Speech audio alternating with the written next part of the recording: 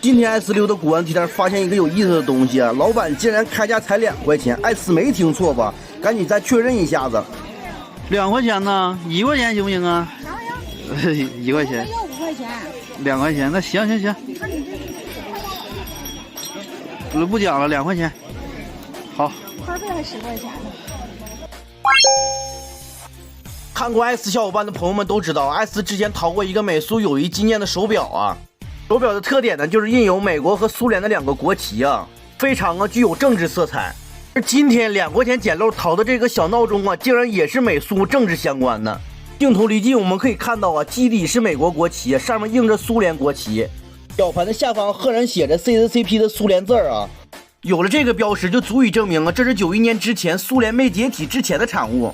说到这里，不得不提到20世纪40年代初啊到80年代之间的美苏冷战对抗。而且这对抗时间也长达40年之久，而艾斯手里的这只闹表也是应属那个时代的产物。虽然整表是塑料的外壳，还是放电池的石英钟，但是整表的表盘设计丝毫掩盖不了当时浓厚的政治色彩。行了，今天节目到这了，朋友们，你们觉得艾斯今天花这2块钱值不值？这2块钱还要啥自行车啊？好了，艾斯要接着逛地摊了，喜欢的朋友可以点赞、评论、加关注，我们下期再见吧。哎呦我去，朋友们，你们看看这是什么表？这也太亮了吧！这夜光盘真是太酷了。Hello， 大家好，这里是艾斯。今天呢是周末，艾斯又来到了哈药古玩城的地摊。前一阶段呢，因为疫情都关摊好久了，这周刚开市，咱们就过来溜达溜达，看看能不能有什么宝贝吧。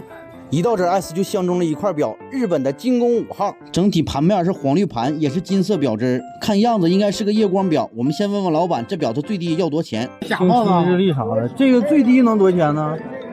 你得130吧。这里为啥呢？这个吧，这是我带的，链的圆呢。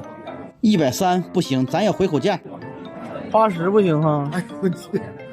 哎呀，你根据这应该最小的，我100来的，我110不120来的，我要你130有道理，我挣你10块钱。你这130我有点贵了，你就再便宜点。便宜点。这个表卖可好了，对，这被挖头了，这被透的，我这100块钱80块钱给你，不是被透的，但是比那被透的早。你就便宜品相。便宜点，你就给个最优惠价格。130了，130你让人拿吧。我这是卖东西挺不容易，130，你这拉得平平，得脏么点就互相脏么点。100吧。100不行，我100来的，你说我能那什么？你就这样吧，你就给个实惠价，你别130，你再给个价。那我要150，我都给你130了，你要，完你还给我讲。那你就这不是，你就再给个实惠价，你看我还没讲呢，你这有来有回吗？我动了嘚瑟劲儿啊！你就有来有回，再给我再说个数吧。120吧，别讲了。行，120，你看这痛快。好嘞，120成交。回到家，我们仔细看看这个精工5号，整体盘面还挺干净，指针也没有氧化，整个表的表壳也没有太多的划痕。我们翻过来再看一眼后盖和后面的表链。这表带应该是原来的，后盖的标识也印得很清楚，整表的品相啊还不错，没有什么太大的问题。我们呢再看看它的日历和星期功能。哎，这个表挺奇特呀，它的日历也是下翻的，但是它的星期啊却是按钮的。你看这 S11它居然就跳转了，而且这星期显示居然是中文和英文双显的，这可真是挺独特呀。这按钮式的调节星期也很特别，你们觉得呢？感觉怎么样？对了，我们赶紧把灯关了，赶紧测试一下这个表的夜光功能。哎呦我去，朋友们，这灯光一关，这夜光功能确实惊艳到我了。这精工5号整个一个盘面都是夜光的呀，看来这次淘到的精工5号和平时的版别的确不一样，你们觉得呢？可以下方评论区跟艾斯聊聊这个表。行了，这120块钱到手的精工啊，艾斯觉得还不错。喜欢这期节目的小伙伴可以点赞、评论、加关注，我们下期再见吧。这个啊，用350也不卖，那就没招了。150你拿了我300我都收。什么手表？350不卖。Hello， 各位小伙伴，这里是艾斯啊。很多小伙伴都愿意看艾斯淘表捡漏的视频。今天呢是周末，咱又来到了古玩城附近的地摊，看看能不能有什么新的收获吧。Let's go！ 哎，我朋友们，这不是卡西欧的小银块吗？不过感觉这盘面数弦怎么这么别扭呢？而且整表拿在手里，感觉这做工啊也不太对劲儿。行了，甭管咋说，虽然这表不对劲儿，咱还是先问问价吧。多钱啊？300啊？这卡西欧小银块还要300呢。如果是原装正品呢，咱可以考虑考虑，这个咱还给它放一边吧。哎，它旁边这是啥表啊？哎呀，这不是 Seven Friday 7个星期5吗？这表也不对劲儿啊，这还不如之前那块卡西欧呢，这一眼假呀。咱还是再溜达溜达别的摊位吧。哎，这换了个摊位，艾斯发现了一块好表啊，一个古董的瑞士老表。这拿在手里端详了半天，也不知道是啥牌，咱放大镜头仔细看一下子。可以看到啊，这是一个阿拉伯数字2针半的一个表盘，在下方6点钟方位写着 SWISS 瑞士制造的标志啊，但是上方的一排英文字艾斯没看懂啊，不知道是什么牌子。这艾斯翻过来看了一眼后盖，也没看出个所以然来。既然从这外观没看出来是啥牌子，咱看看机芯，让老板打开瞅瞅是不是原装瑞士制造的。哎，朋友们，这机芯已经打开了，虽然不是精磨的机芯，不过可以看到啊，这也是60年代瑞士制作的工艺。而且这表的甲板上也刻着 Switch Made 瑞士制造的字样，应该是没有问题的。不过看这保时岩挺干的，应该是年头久了，该洗油保养了吧？搜了半天也搜不着啊！哎呦我的妈呀，费劲呐！你费劲，不知道啥牌子，你就说多少钱吧。这个玩意儿他妈是个大牌子，操他妈！说多少钱吧？这个啊，这个不到5块5吗？550，对，这是个大牌子，这小的强。哎呀妈，这550的价格有点高啊，不行啊，咱跟他还口价，看看150行不行？150行不行？啊，我这个啊，就350也不卖，那就没招了。150你拿了，我300我都收，350也收。妈呀，350老板收，这还咋谈了？走吧走吧。哎呀，朋友们，又到了干饭时间，这不入冬了吗？和朋友啊吃点不一样的，整个韩国小火锅。虽然这今天新音的手表没拿下，不过这饭呢该吃还得吃。对了，今天这艾斯没拿下的手表是啥牌子？有小伙伴知道的吗？这老板呢非说是瑞士大牌子，不过艾斯觉得不像啊，毕竟这瑞士的古董表品牌实在太多了，消失在历史长河中的品牌也很多。所以有知道是什么牌子的小伙伴可以告诉艾斯。行了，今天节目到这了，艾斯要开吃了，喜欢的朋友点赞评论吧。今天艾斯光市场发现了这块卡西欧手表啊，翻过来看型号呢，显示的是 JA400。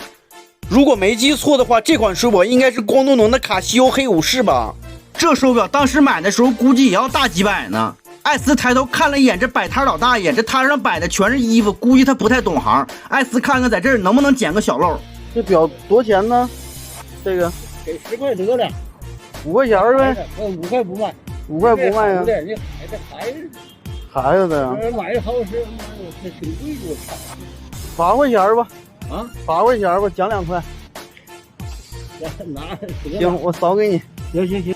又到了干饭时间，今天这饭干得香。该说不说，这卡西欧手表算是捡了个小漏。没想到这手表竟然花了不到10块钱的价格就淘到手了，这价格艾斯竟然也没有想到啊！你们觉得这手表淘的怎么样？是不是你们喜欢的类型？行了，今天的节目先到这了，艾斯要撸串了啊！喜欢这期节目的小伙伴可以点赞、评论、加关注，我们下期再见吧！别看它有点旧啊，这样的一块卡西欧你们绝对没见过。今天的艾斯又来到了昆明的旧货市场，这每逢周末这人是真多呀。还没走2步，艾斯就发现了这个手表摊位啊。哎呦，这不是一块卡西欧吗？不过这卡西欧看着没啥特点呢，感觉挺普通的，没啥收藏价值。这是一块斯沃琪吧？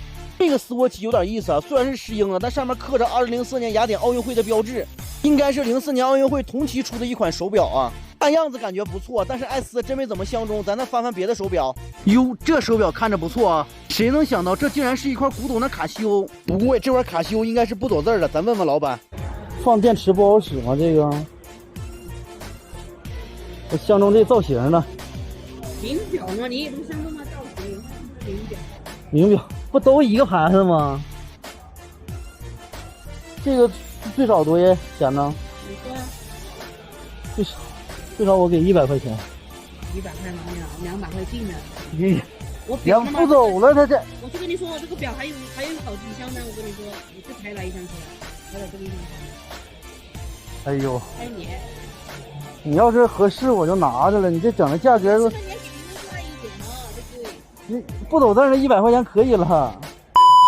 这100块钱老板是死活不卖，最后 S 还是加了30块钱给这块表拿下了。我们来看看这块表。虽然这手表外观表带看着挺破旧啊，但是它是实打实的世界上第一块 MP3 手表，是卡西欧2000年推出的32 MB 大容量的音乐手表。